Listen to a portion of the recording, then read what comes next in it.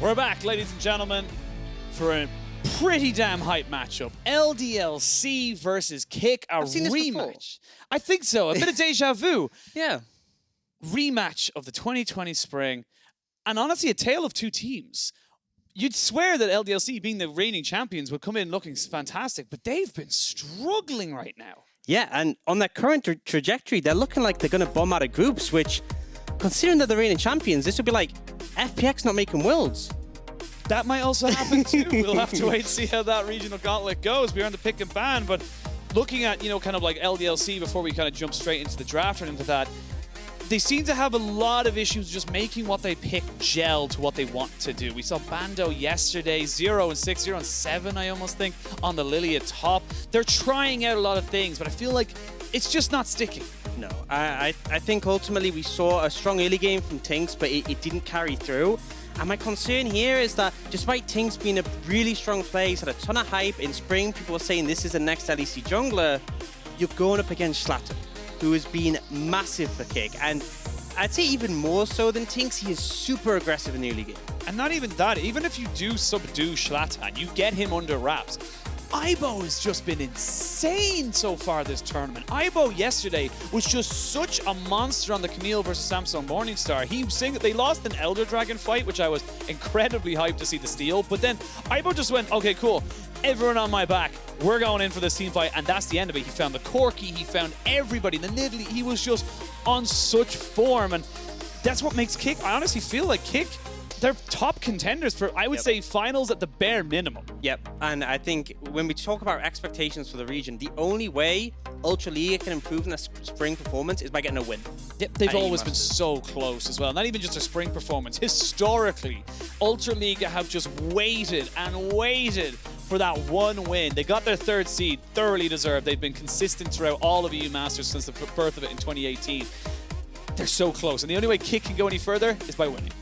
And a lot of picks coming through, obviously the bans as well. I think the big one to note is the emphasis putting on Exakick, the new addition to the roster replacing Hades, on this Aphelios to be a big carry. And on this side, we're seeing Matislaw on the Zoe. So Zoe, a very big pick in the Ultra League for the mid laners. But typically we see Matislaw playing a lot of these scaling picks like the Azias, the Orianas. This suggests to me that they want that early pressure. They want to give Shlatan the tools to play around for, and instantly LDLC answering back the Senna and the Zoe with a Shen and a Nautilus. So tools to really facilitate that Aphelios. Well, you've got the Hecarim left open and getting a quick look at the bans. 5 out of the 6 were towards that AD carry role. That is a hell of a lot of emphasis, which meant that LDLC felt like they should just go for the Aphelios. Still got a lot of agency with the pick. Not so much 200 years of experience as it used to be, but maybe like 150, 100. 150, still, you know, growing into a little green, but still building into that kind of monster in that late game, and just very, very utility heavy with so many guns to pick from. Yeah, and I like that they went for this Leona for Mystiques. I think Mystiques has been a really strong player. We saw him in the LEC, a lot of aggression, and I think him and Puki style are a really strong combo who will look to challenge you in that 2v2, and especially when you're playing something like the Aphelios that is potentially vulnerable, having the layered CC from that bot lane can be dangerous. Now, LDLC banning away the Lee Sin from Shlatan. It's been more of a farming jungler meta, but Shlatan has been willing to pick up these aggressive gank-heavy junglers even so. Yeah, and again, like as you say, the meta is more towards those farm-heavy, but he has kind of turned that on its head when he needs to. He doesn't have to be on a farm-heavy jungler. He can just be on those kind of heavy gank junglers. And as you can see right now, Lee Sin is gone. I wouldn't be surprised to see another jungle ban, possibly a Hecarim ban out here, just to get it off the table completely.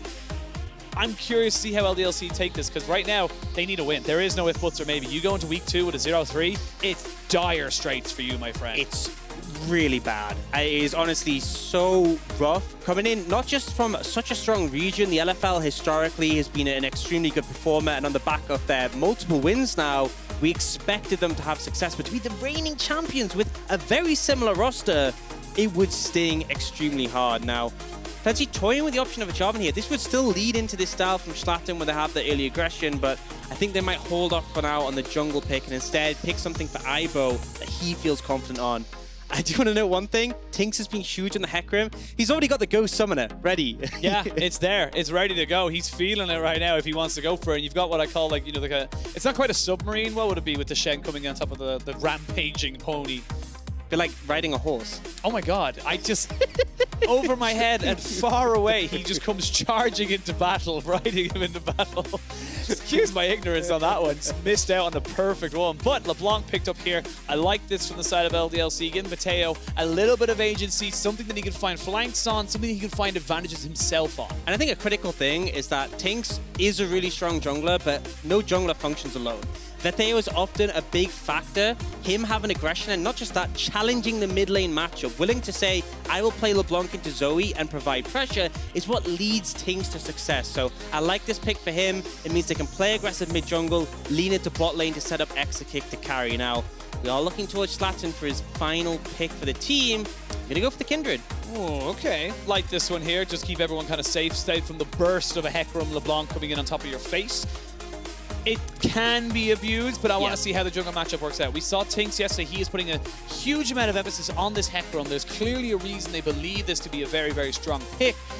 He got a very early Triforce, didn't really do anything with it. So what do you want to see from him now on this Hecarim pick? I want to see you having that early momentum. You have a LeBlanc, put pressure down on mid. The thing with the Zoe LeBlanc matchup is the Zoe is a lot more vulnerable. You don't have mobility available as early as level 1. So put pressure on a Matislaw, make mid lane a black hole of pressure for the side of K1ck, and then you can expand down towards bot lane and put the momentum on your side. Because ultimately, Kindred can be very powerful, especially at mitigating engages from the Hecarim. But if you fall behind, you will feel useless. You'll be an ult bot. So it's all on LDLC to find the momentum and get their first win. Yeah, absolutely. But for K1ck, they're looking to keep momentum going. They're 2-0 up. They want to go 3-0. Like we said, this is the time for the Ultra Liga that they genuinely feel like they're just going to take it all. There's no real team apart from maybe Mouse Sports, but even then we saw them falter.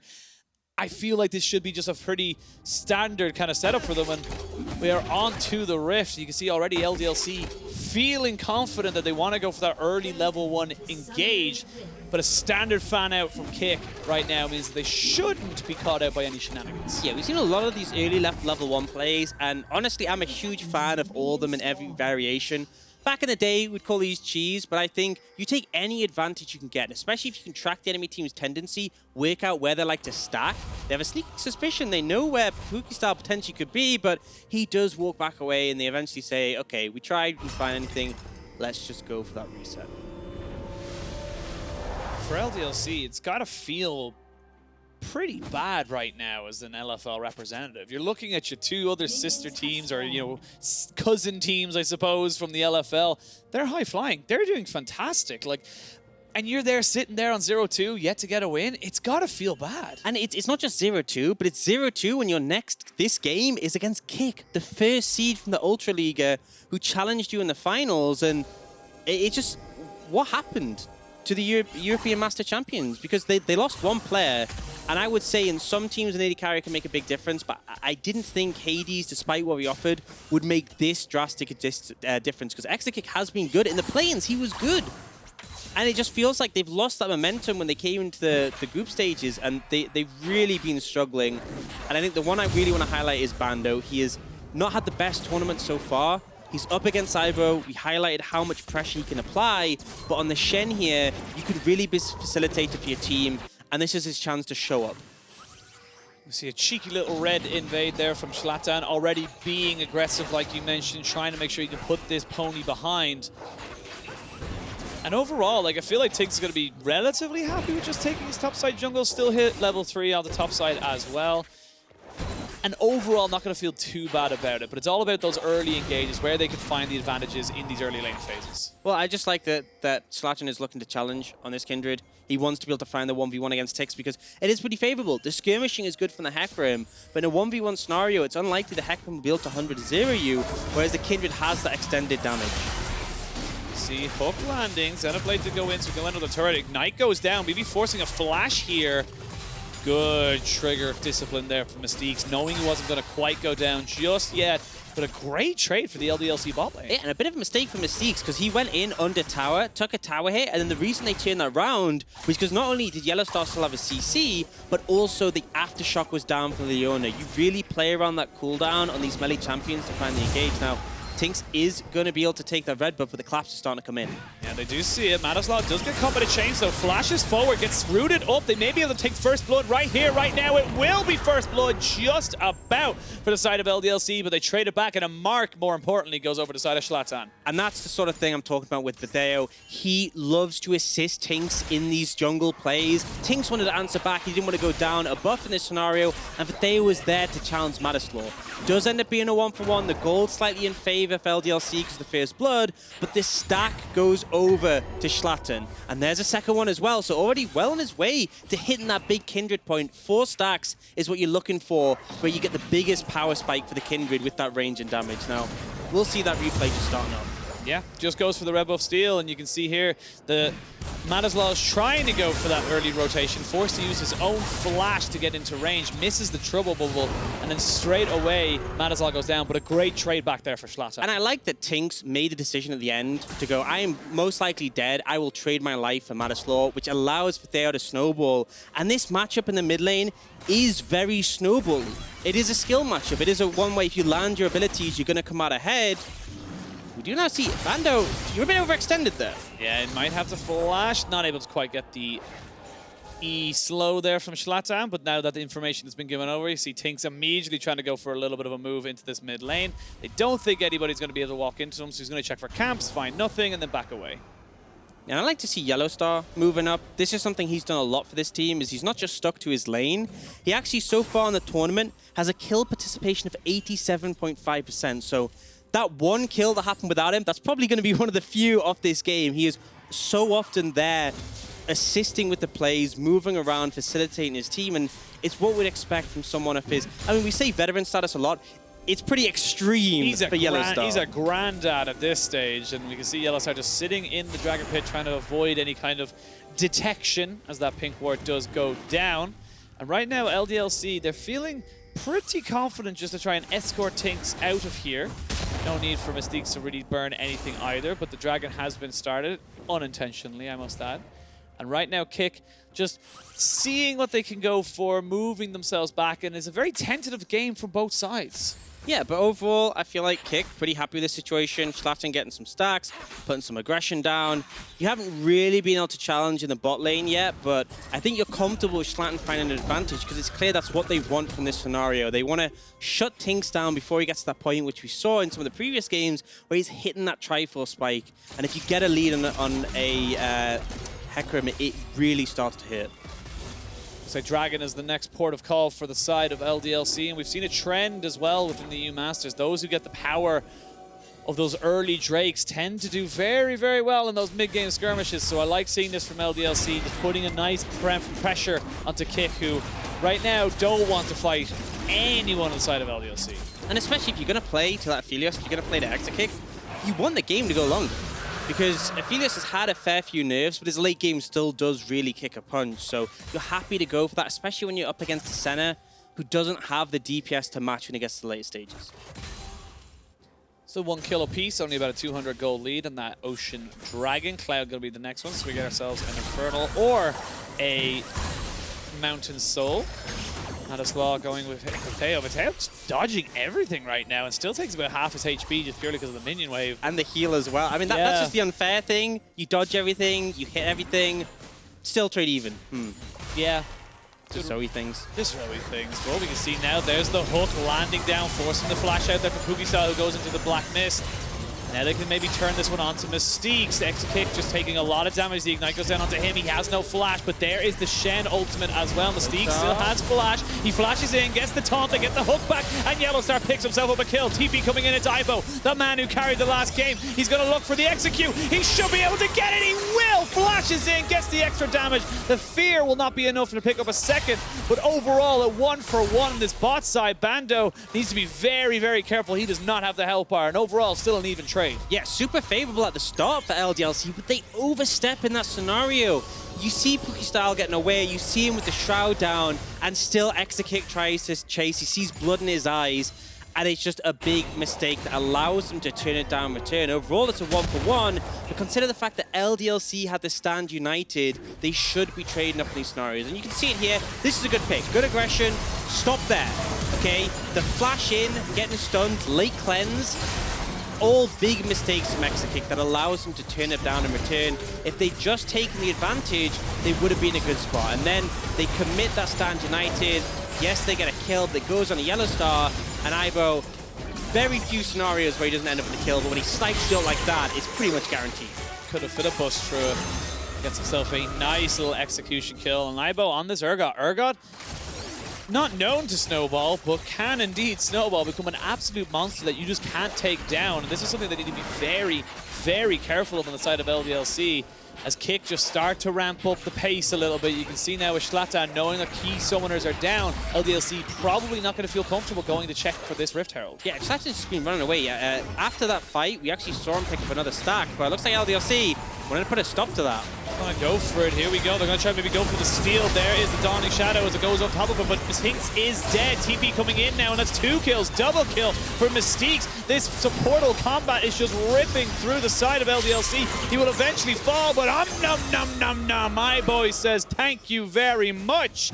And that is going to be 3 kills for 1 in favor of K1ck. Yeah, K1ck just completely ready for the turnaround. This Kindred in the pit has the ultimate ready to keep himself and the objective alive. And honestly, I'm not sure what the game plan was here, because TynX, it looks like he's going to commit, but he gets CC'd, he tries with a smite, and then he ults out to die, and then Exakick, look at his positioning. You never want your Aphelios there, and after that point, it's just clean up on Bando, but it was distinctly obvious K1ck were ready for a fight, and LDLC weren't ready for anything. And even on the back end of that, you see that Shlatan's level 6. You know that there is potential there for the Land's Respite to just stop you. There's no execute there if he just pops it. And that just delays everything. You can see the plan from TynX was to try and go for something, but Shlatan honestly just had his number. Yeah, and he's had a great game so far on this Kindred. He's been challenging TynX, which is something not often we see. Even in that previous game yesterday where they did lose, TynX had a strong early game. So this is a stark contrast to that. And we did expect Shlatan to look to challenge in the early game. It is very typical of him, but I was thinking TynX would be able to hold up a bit more. Bit disappointing from TynX, but like you said in the pregame, Shlatan just putting the aggression down. And not only that, Ibo doing so much for his team. We talked about it, how yesterday he was just everything, and today he's proving just how pivotal he can be.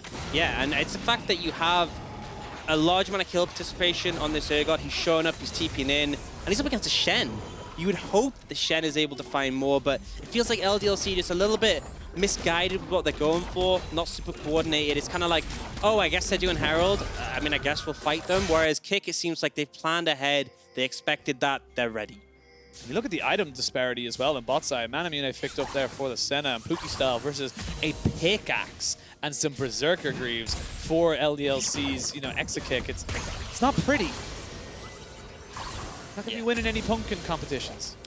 Absolutely not, and that's one of the big things with this Senna is her early spikes can really hurt. She has a lot of utility early, and the damage still remains relevant at this point. So to be this far behind in items, I mean, Exakick is just kind of a little bit useless at this point, and K1ck will set up for this dragon. LDLC just not even looking to contest this, and this is just more momentum in favor the side of K1ck. It will be that Mountain Soul, so a bit of extra shielding. Definitely not going to turn your nose up at that, but this has been all K1ck so far in this game. It's not much of a gold lead, but it feels like they're the ones in control. And for K1ck, this is fantastic for them going further on into the tournament, is that, as we said, you got to the finals last split, I should say. You are so close for delivering the Ultra Liga, their maiden title.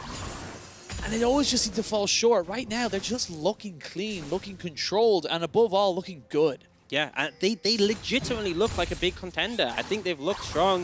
I think Shlatan is an absolute monster. And he's not the only one on the team. I think there are so many carry potentials on this roster. It's kind of scary. And I think that's one thing to highlight is, I will say LDLC definitely look worse than they did in spring, but I also think there's a lot of good teams at this competition, and you can't take that for granted. And it feels a little bit like LDLC have. Coming in a little bit half-cocked, where we say, into this particular tournament. But of course, it's not the end of the world, even if you are 0-3. You have got opportunities next week, or in 2 weeks' time. You've got to go back to the drawing board, get yourself sorted, come back with a fresh face, a fresh setup, and look to try and go for it. But right now, they're still in this. They have got opportunity to try and come back into this.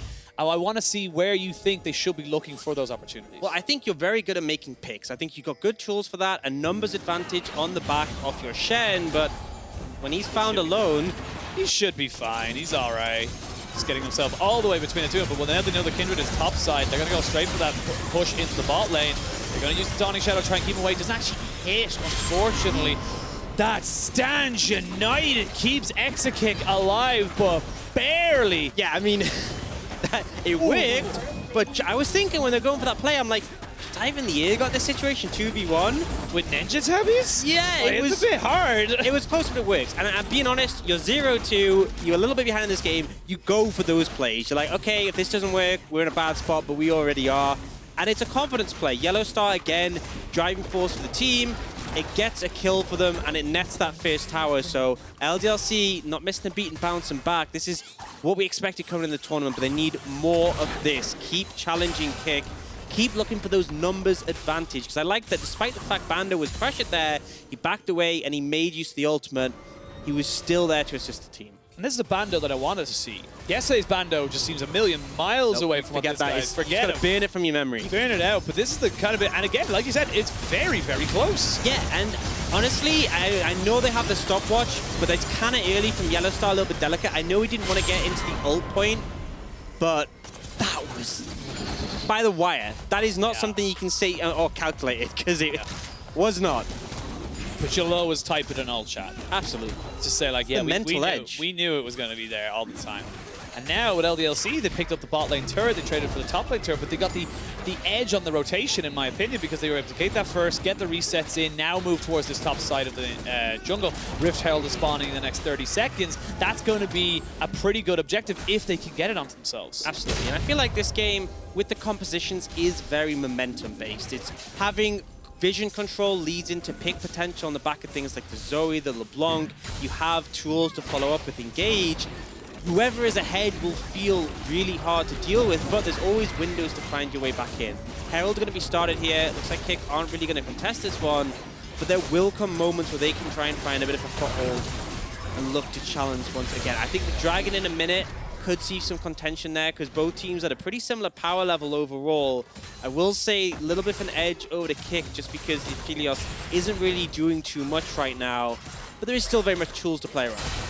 Have the options, have the tools, got yourself a kill on the Aphelios as well, which means that he has his Infinity Edge. There's a Titanic Hydra up on the top side. Luden's Echo finished up for both mid laners, but the very key difference is Matislaw is afraid of Vétheo, and Vétheo is not afraid of Zoe. Yeah, I mean, Vétheo has been so confident at taking matchups where he actively can challenge. You've seen a lot in this meta, if you know your Azirs, your Corkis, your Oriannas, like, okay, we'll just farm, see you in 30 minutes. That is not his playstyle. The handshake, it was like, all right, see you in 3 items. That is not Vétheo's playstyle. He will look to fight you and challenge you. We saw that in the laning phase, and I expect to see more of it.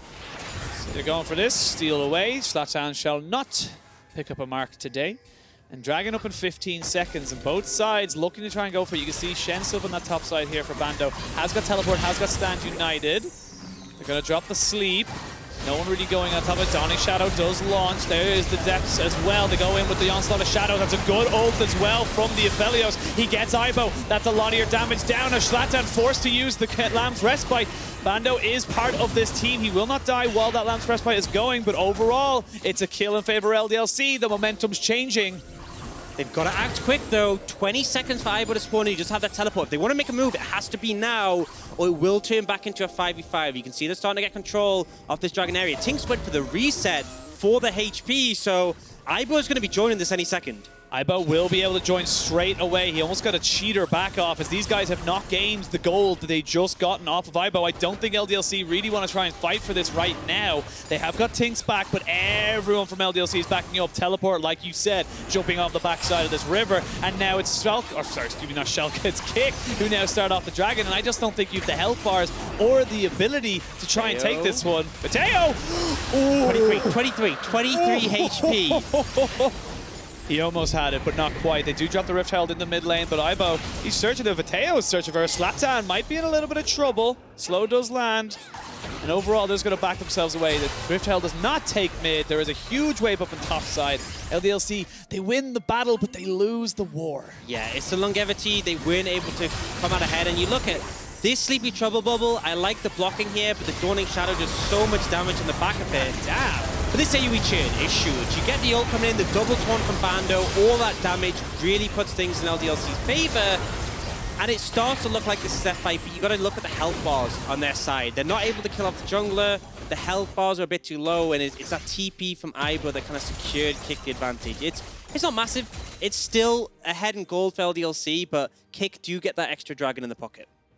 And this is good coming from LDLC. We questioned their credentials. We questioned how they've been playing. Even as recently as the first 10 minutes of this game, we were questioning how they were looking. They seem to be finding a bit of mojo back, bit of momentum to kind of put back into their corner. And for KiCk, you got to start kicking it up a gear. Excuse the pun. Yeah, I mean, I'm looking at Exakick. I'm looking at, despite him getting chunked out, the damage he did last fight. Oh, Vétheo, good flash. He needed that. There's the ultimate on the Shlatan. Has not got the respite. Actually, just about gets it there. Uses the blast cone to back himself away. Matislaw forced the flash as well. He now has nothing. They just use the onslaught of shadows, and Matislaw goes down. He's not quite on the edge, and that's going to be more kills as soon as this Lamb's respite finishes. TynX picks himself up a kill. They get themselves mid-turret as well. LDLC find the gears. And this is the LDLC we wanted to see, the aggression driving forwards. Vétheo looks for a pick. He gets challenged, but the whole team is there. And they don't even need Bando to come in with the Stand United. They had the confidence. This is the E-Masters champions we were looking to see in summer 2020. They're starting to find some headway in this game. And with a gold lead, looking towards their first win. Now we see Vétheo navigates this one quite well. Nearly got stunned again, but it sent YellOwStaR the sheer confidence, like, we are going. Flash, ult, this is 100% our fight. They start to chase in, and it's members of KiCk trying to back away. And it's when they realize TynX is there, they're like, oh, okay, this is bad. Shlatan actually makes a mistake in Lamb's respite, not close enough, and he ends up getting rooted and taken out.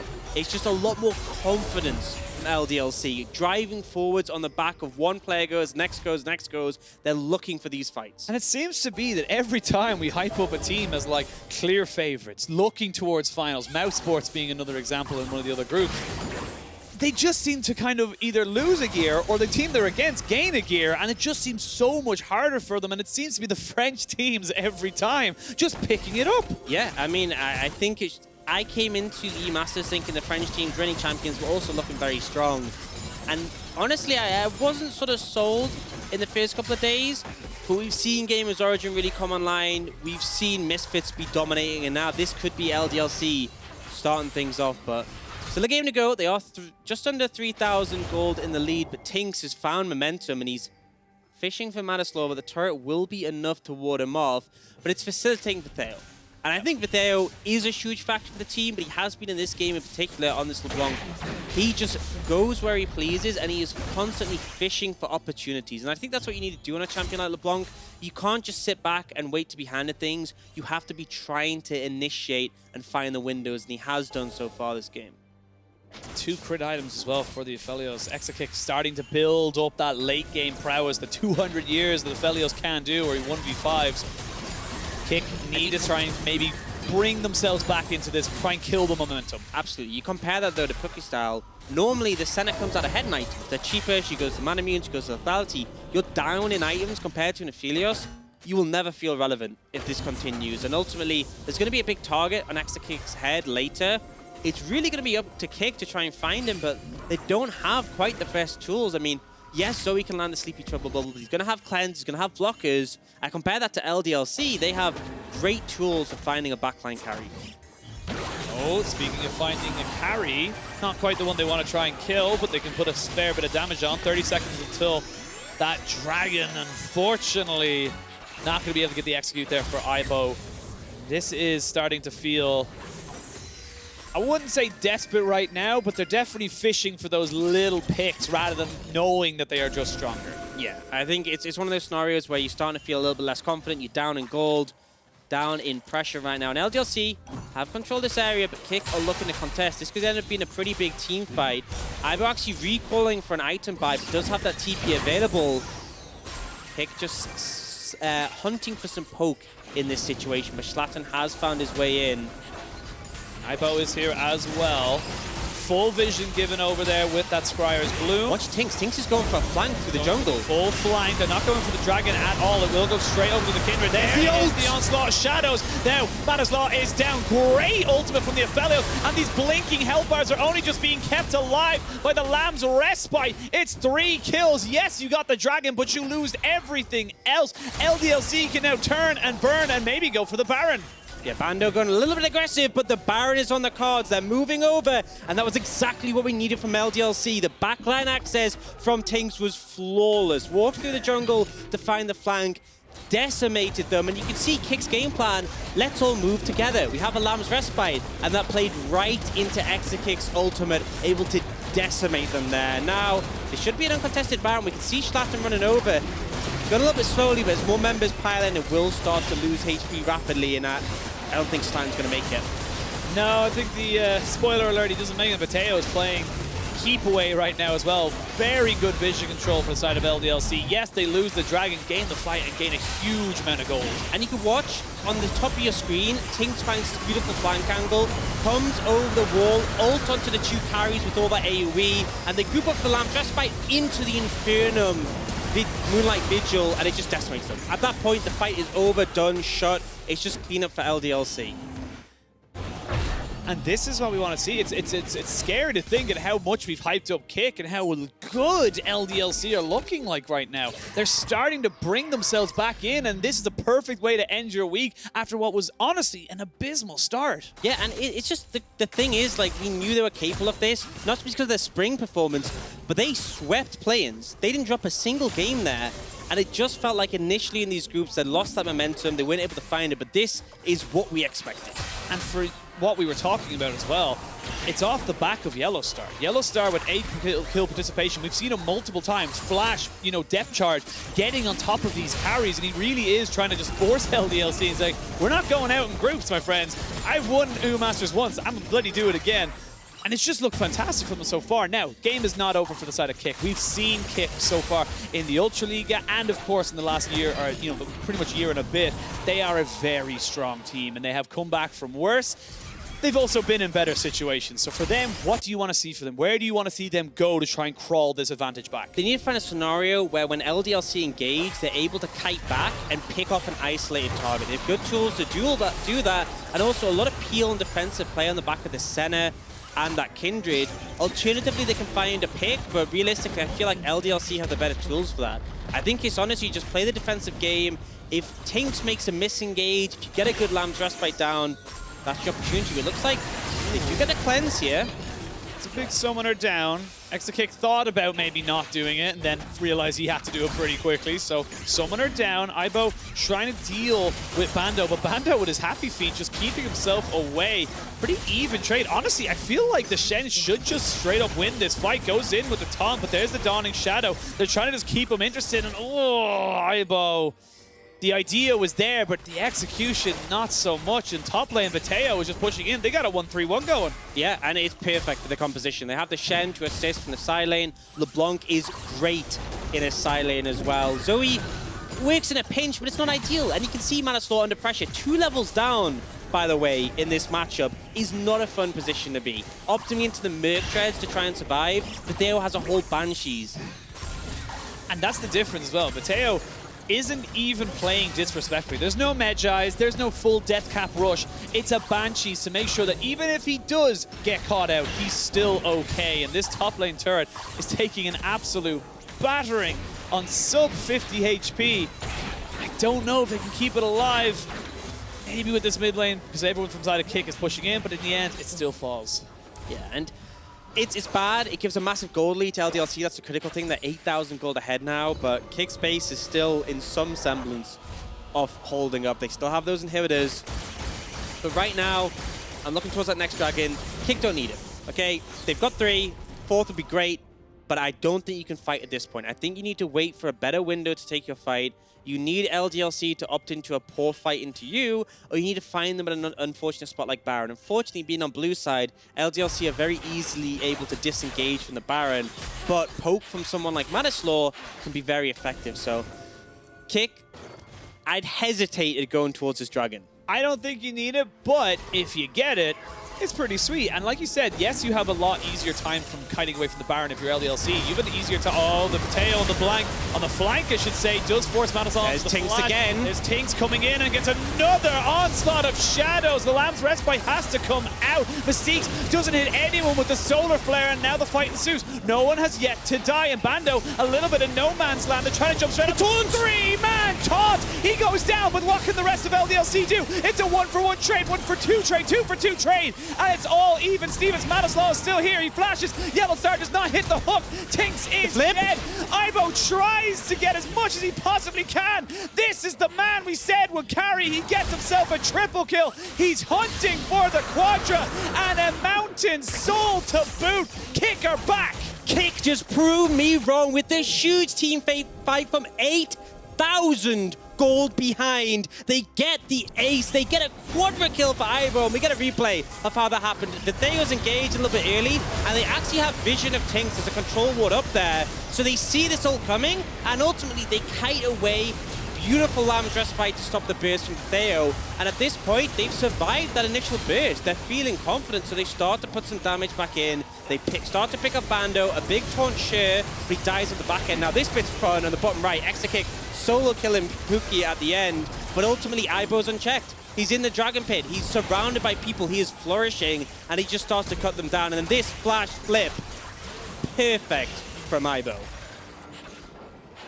Amazing, genuinely just an incredible fight, and that's why we said you cannot count out K'K. This is why we were saying these guys are not out of this game yet, and it's on LDLC to close it out. Now that 8,000 gold lead, it's now looking about 5, but you just won at 8,000 and you've got the Mountain Exactly, Soul. and that mitigates a lot of that goal difference. And really, I was thinking, you know, LDLC this far ahead, this game is shut and done, but K'K, you can never count them out.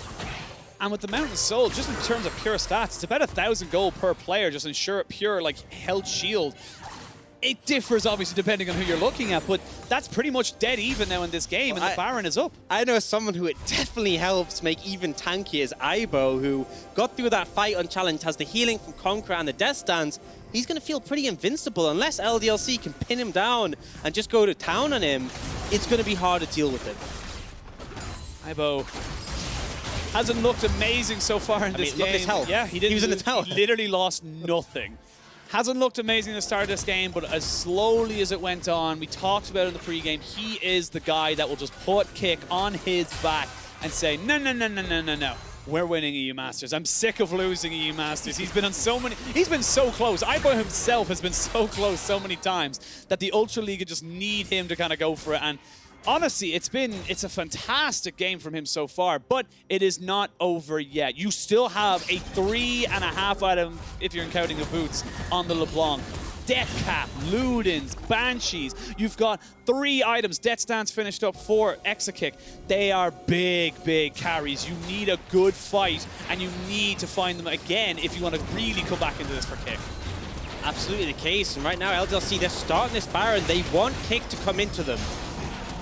Urgot go down, Baron down to about 10,000 HP, but LDLC just backing away. Bot tier 1 gonna fall. That's gonna be the second turret of the game only for K'K. And again, the slow kind of burner coming in. Aibo doesn't have to do anything, still has teleport, can still keep split pushing and keep putting down this pressure. Absolutely, and it's sort of calling the bluff of LDLC who go towards that Baron. They end up getting nothing from it. You pull over to try and show contention, but you get a tower as a reward for K'K. Now, I've just heard, thanks to observers, that Shlatan is on 6 stacks, so you spike at 4, and then you get every 3 from there. So he's not quite on that 7, but at least getting past that 4. If you don't do that, you're basically not really a champion. It's a 75 range increase, which is massive. So yeah, you pretty much become like completely underpowered to an actual champion in the game. It's a little crazy, and then you can become overpowered if you get up to like 12 or 15.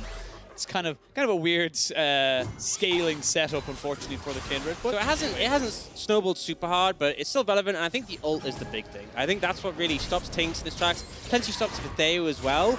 And then really, once that initial engage comes in from LDLC, it's all Exakick. And if Exakick's not able to find it in these long fights, the sustain comes in from Puki style and Aibo, and that really helps K'K find momentum. Every single one of LDLC's flashes is up at the exact same time. They do not want to fight fight right now. I wonder what that was from. I wonder what that was from. But you can tell right now they don't want to go into a fight unless Exakick has a flash, unless Vétheo has the flash, because they know that they're just sitting ducked for this absolute monster in the top side. Aibo, level 17, compared to, he's higher than anyone else in the game.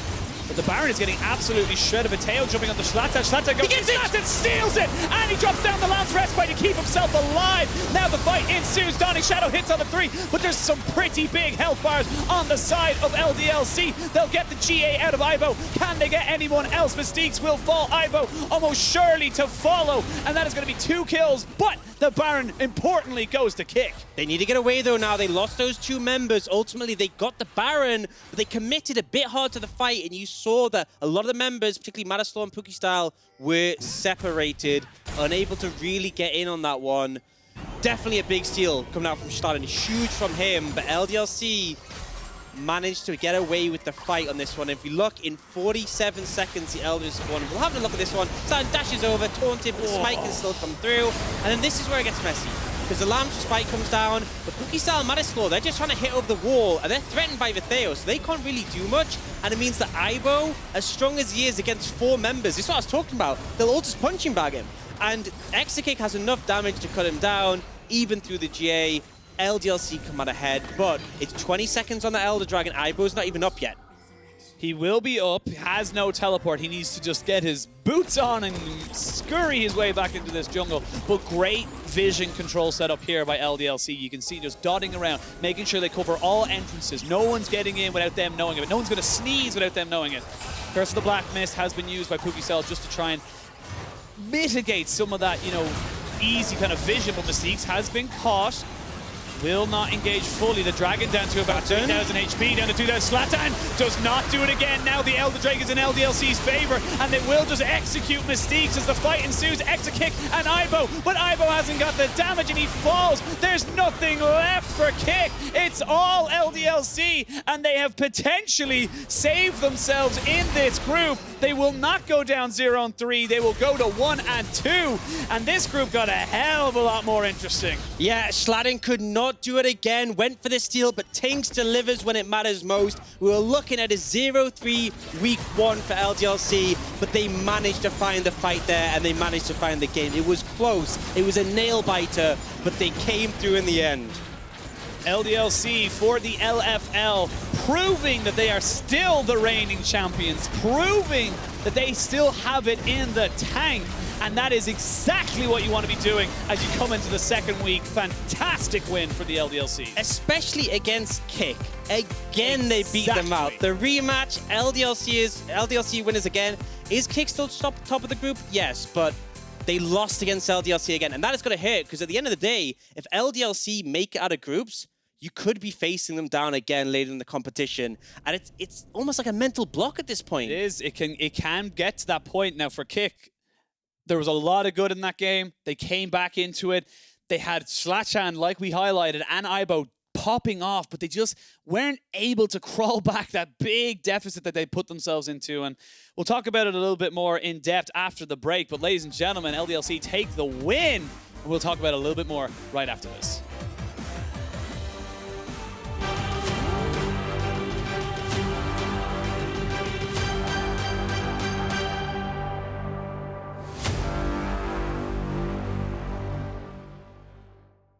Let me take you dancing. 2-step to the bedroom. We don't need no dance floor.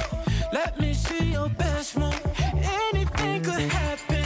Ever since I met you, no need to imagine.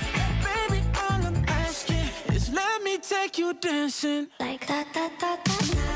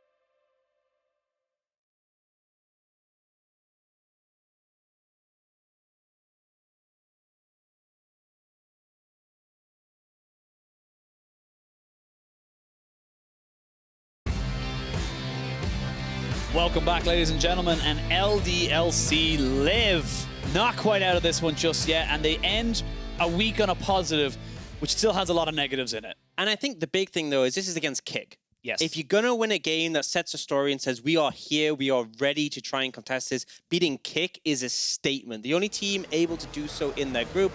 And we can see the manner in which it played out. Early on, it really felt like K1ck were the ones coming in with the momentum with fights like this around the Herald, and they started to secure some objectives. And it looked like LDLC were a little bit lost as well. And you can see Ibo just getting so much going for him onto this Urgot. Gets himself a quadra kill as well near a dragon fight. And it just feels like it was just business as usual. But fair props to LDLC. They never let it go. They even built themselves an 8,000 gold lead at one point. And they eventually were able to, kind of push themselves to the win. Yeah, and it was just some great moments here in this team fight. You can see a lot of skill expression. TynX was a big driving factor on this Hecarim trying to find engages, but in this one it was, as you said, Ibo who came out huge on this Urgot, but it wasn't enough. I think the scaling started to hamper K1ck to a fair extent. I think Exakick on this Aphelios became a massive problem. In this scenario, they answer him, but it can't always be a guarantee. And I've got to give praise to Shlatan. He started the game off well. He got that clutch Baron steal, but when it all came down to it, it was TynX who delivered in the final fight. Yeah, and even a couple of fights up there, you can just see so many, onslaught of shadows coming in, able to just completely wipe around. And this is the Shlatan hoping he could go for the steal. LeBlanc's Respite just missed the Elder Dragon. He was just a little bit too far away. And as soon as the Elder Dragon goes in favor of LDLC, especially with a gold lead and the power of the Aphelios, you just know that this fight is there. They're able to clean up. The burn, the comes in, and the game is theirs. And I gotta ask as well, for right now, if you're an Ultra League, you look at this group, this is not how you wanted this one to end in week one. We've got ourselves an incredibly packed out top four. Yeah, and I think, at this point, anyone could come in first. There's nothing set in stone. It could go anywhere. Morning Stars have shown to be a challenge. LDLC beating K1ck is huge. And I think despite the fact K1ck and Schalke are ahead, they can't take anything for granted going into week two. There's nothing really decided in Group A. You have to come into week two feeling confident, feeling good, and for Ultra League fans, I'm a little nervous. And what a way for this to be the final game from week one for Group A. To be like, okay, everything's set in stone, LDLC are really not doing well at the moment, K1ck on top, wait. And then suddenly it's just turned on its head. And you kind of remember, this is an organization, a team with a lot of history behind them, and they've shown that across the E-Masters where, less so the E-Masters where normally they have a lot of success at the LFL, but it was last split where it came through and they won. And I was starting to wonder, have they slipped back to their old ways? Were they underperforming at EU-Masters? And this was their chance to bite back, and they did. It was a super important win because I think their week two would become nigh impossible, but at least extremely difficult if they lost this game. And now they're in with a big chance. Yeah, we'll have to wait and see. Of course, K1ck got some solace knowing they're coming into a 2-week break, but we are also going to go for a break. And when we return, we're going to have We Love Gaming versus Giants Gaming. Do not go anywhere.